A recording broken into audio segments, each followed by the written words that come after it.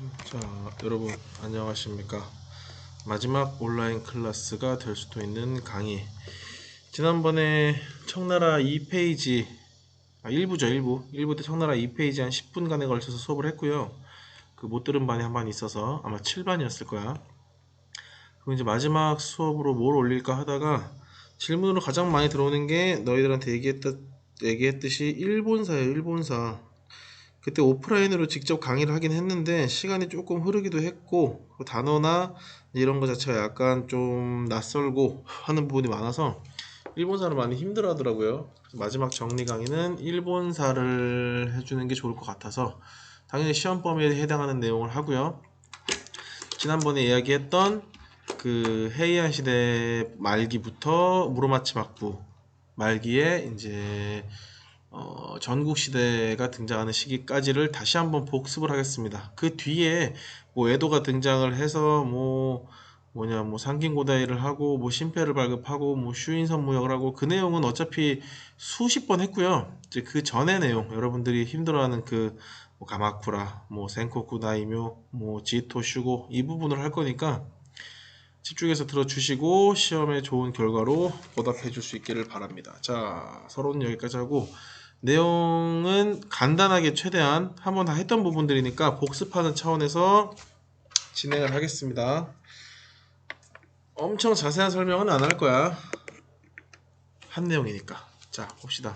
먼저 해이안 시대부터 시작을 할게요. 해이안 시대는 율령 체제로 안정되었던 시기입니다. 율령 체제로 안정되기 위해서는 토지가 지급돼야 했겠지. 그래서 토지를 지급했던 반전수수제가 안정되면서 당연히 율령 체제도 안정이 됩니다. 토지를 지급했던 사람은 일본 천황이었죠. 당연히 토지를 지급해준 사람의 말을 잘 듣는 게 우선이죠. 그래서 이 시기에는 천황을 중심으로 한 통치 체제가 만들어집니다. 쇼군은 이때 등장하지도 않아, 없어요. 자, 그리고 우리가 지금 발전하고 있으니 더 발전해보자. 더 발전된 나라를 보고 배워야지. 뭘 파견한다? 견당사를 파견한다. 여기까지가 헤이안 시대 전기입니다. 그러다가 헤이안 시대 후기가 되면은 여러 가지 변화가 생겨요. 첫 번째, 일본이 해이안 후기가 되면은 저기 대륙의 당나라도 후기가 됩니다. 모든 나라는 후기에 쇠퇴하죠. 당나라도 마찬가지로 쇠퇴하니까 야, 더 이상 보고 배울 거 없어. 견당사를 폐지하고요. 이제 우리 힘으로 우리 문화를 좀 발전시켜보자 라고 해서 일본 고유의 문화를 발전시키는 국풍 문화가 등장하기 시작을 합니다. 동시에 이때부터 시작된 이 반전수수대라는 제도가 초기에는 잘 운영이 됐는데 토지의 양은 항상 정해져 있으니 계속 지급하다 보면 토지가 결국 어떻게 돼?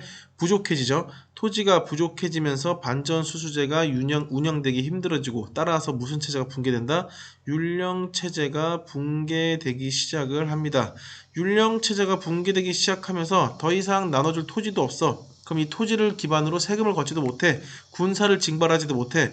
당연히 토지를 주지 않는 중앙을 중심으로 한 중앙집권 체제가 약화되겠지. 이걸 수업 시간에 이렇게 설명했어. 112를 부르면 경찰이 안 와요. 119를 불러도 소방관이 안 와요. 왜? 중앙집권 체제가 완전히 무너지기 시작을 했으니까.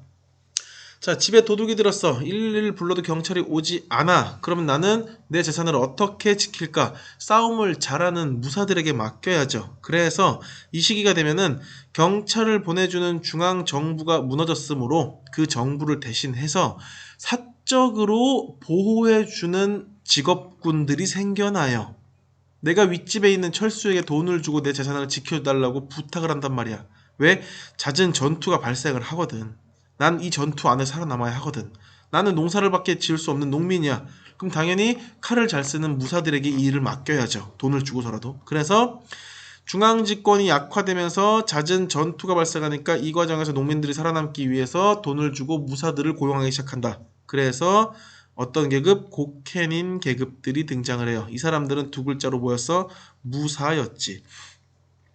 자, 이 곡해닌들이 성장을 막 하는데 곡해닌들은 천황 말을 들을까? 안 듣죠. 이유는 두 가지야. 첫 번째, 이미 천황을 중심으로 한 반전수수제가 무너졌어. 더 이상 토지를 받지 않아. 근데 토지를 주지도 않는 천황을 왜 존중하겠어? 못하죠. 그 두 번째, 고케닌은 칼을 쓰는 사람들이야. 천황은 칼과는 전혀 관련이 없어요. 고케닌이 누군가를 존경하기 위해서는 그 사람도 고케닌보다 훨씬 더 칼에 능한 사람이어야지. 그래서 고케닌들은 천황을 대신해서 누굴 따르기 시작한다? 쇼군을 따르기 시작합니다. 쇼군이 성장합니다. 그 결과 반대로 누구는 약화될까? 천황은 약화되겠지. 그래서 쇼군과 고케닌 사이에 무엇이 만들어진다? 봉건체제가 만들어집니다. 봉건체제. 봉건체제라는 거는 쇼군이 고케닌에게 토지를 지급하고요. 이거 옛날 중국사 때, 주나라 때 나왔던 거야. 쇼군이 고케닌에게 토지를 지급하고 이 토지를 받는 대가로 고케닌은 쇼군에게 충성을 바치는 시스템이야. 이거 위에 천황이 있겠지. 물론 위에 있겠지만 실권은 있다 없다? 별로 없어요. 누구에게? 쇼군에게 대부분의 실권이 가해지고요. 천황은 상징적인 존재로 남겠죠. 더 이상 천황이 토지를 지급해주지 못하니까 토지를 누가 주는 거야? 쇼군이 주거든. 자, 그래서 쇼군과 고케닌 사이에 충성과 토지를 주고받는 봉건 체제가 만들어집니다. 이 봉건 체제가 이러한 시스템이라고 생각하시면 돼요. 자, 이런 상황에서 헤이안 시대가 막을 내리고 처음에는 쇼군들이 많았어요. A 쇼군, B 쇼군, C 쇼군 엄청 많다가 쇼군들끼리 싸워서 이긴 사람이 가마쿠라 막부를 만들었겠죠. 그래서 만들어진 게 가마쿠라 막부입니다. 자, 가마쿠라 막부가 만들어지고 난 뒤에 무엇이 형성되느냐? 실질적인 권한은 쇼군이 가지게 되고 상징적인 권한은 천황이 가지게 되는 둘이 함께 일본 열도를 통일하는 이원 통치 체제가 만들어집니다. 2원, 1원이라고 하면 둘이 합쳐져야지. 근데 합쳐지지 않아요. 나눠져요. 천황은 상징적인 것 따로, 쇼군은 실질적인 것 따로. 자, 이게 따로래. 이거 하나 알아두시고요. 두 번째, 아까 얘기했던 쇼군과 고케닌의 봉건 체제가 확산되기 시작합니다. 무슨 말이냐? 처음에는 서울 땅을 중심으로 고케닌들에게 쇼군이 땅을 나눠준단 말이야. 자, 가져라, 가져라, 가져라. 여기 서울에 있는 게 쇼군이고요. 우리나라로 치면 비교하는 거야. 이제 여기 서울 주변에 뭐 여기 청량리에 고케닌 땅 주고, 여기 뭐 답심리에 고케닌 땅 주고, 명동에 땅 주고, 여기 뭐 을지로에 땅 주고 한단 말이야. 근데 서울 땅을 다 주면 나중엔 서울 땅이 사라지겠지. 그럼 이 땅을 점점 경기도 땅을 줘야 되고, 경기도 땅 다 주면은 또 이제 경상도 땅 줘야 되고, 점점 지방으로 확산되겠죠. 그래서 쇼군과 고케닌 중심의 봉건 체제가 확산된다는 의미는 중앙에서 지방으로 널리 확산된다라는 걸 의미하고요. 다른 말로는 이 고케닌 중심의 봉건 체제가 전국화된다는 뜻이겠죠. 전국화되고 이러한 상태에서 쇼군과 고케닌의 장원경제 체제가 발달을 합니다. 장원경제 체제. 장원경제 체제라고 하는 것은 쇼군과 고케닌이 토지를 가지고는 있는데 쇼군과 고케닌이 토지는 가지고 있어요. 토지는 가지고 있지만 이 토지를 직접 경작하지는 않아요. 왜? 이 사람들은 칼을 다루는 사람들이야. 당연히 이 사람들은 주변에서 다른 마을에 쳐들어왔을 때 막아주는 역할만 하겠죠. 대신 이 토지를 가진 이 고케닌과 쇼군이 가진 토지를 농사짓는 사람들은 누구야? 그냥 농민들이에요. 농민들이 토지 농사짓고 이 상인들이 무역하고요. 그리고 공인들이 물건 만들고 이 사람들이 직접적인 생산 활동을 하고 쇼군과 고케닌은 이 사람들을 지켜주는 역할만 합니다. 토지를 가진 토지 주인들이니까. 이게 장원경제 체제고요. 당연히 이것도 전국적으로 확산되게 되겠지.